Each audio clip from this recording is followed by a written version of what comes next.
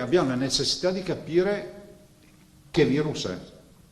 Cioè, sappiamo che è coronavirus, ma dovremmo capire anche che variante è. Tutti i casi di positività al Covid che emergeranno dai tamponi che in Veneto, ricordiamo, sono obbligatori per i profughi, saranno inviati all'Istituto Zooprofilattico per essere sequenziati. Un'ondata che si sta rivelando senza precedenti e che potrebbe portare in Italia anche 1 milione di profughi in pochi mesi.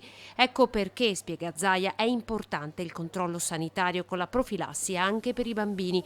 Il numero dei positivi, spiega, non è alto. Il Veneto sta ospitando già 4.000 rifugiati e si potrà arrivare fino a 50.000. 19 sono ricoverati, di questi 12 sono bambini. Pian piano stiamo riempiendo i 5 ospedali dismessi, stiamo allestendo anche altre strutture tipo Villa Rieti Rota che ho citato l'altro giorno. Con INPS stiamo facendo un lavoro a Farra di Soligo e ringrazio perché la dedicheremo, grazie al direttore, la dedicheremo ai positivi ucraini. Una struttura satellite a Farra per mettere insieme tutti i positivi. Treviso rimane la provincia che accoglie di più.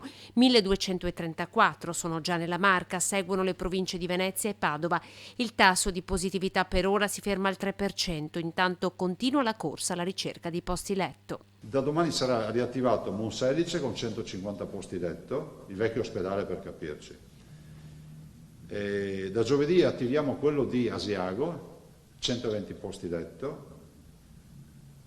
e poi Macesine, cioè alla fine avremo 1 migliaio di posti letto. A sorpresa sono già 4.000 le case offerte dai veneti.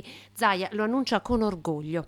3.957 veneti hanno chiamato e hanno messo a disposizione 8.100 posti letto che noi stiamo utilizzando. Addirittura d'arrivo l'accordo con Federalberghi per stanze a prezzi super calmierati. Lo Stato per ora ha destinato all'emergenza 10 milioni di euro. Briciole, visti i numeri che ci attendono. Sappiamo che il contingente di persone che verrà qui dovrà essere ospitata, dovranno mangiare, dovranno avere dei servizi.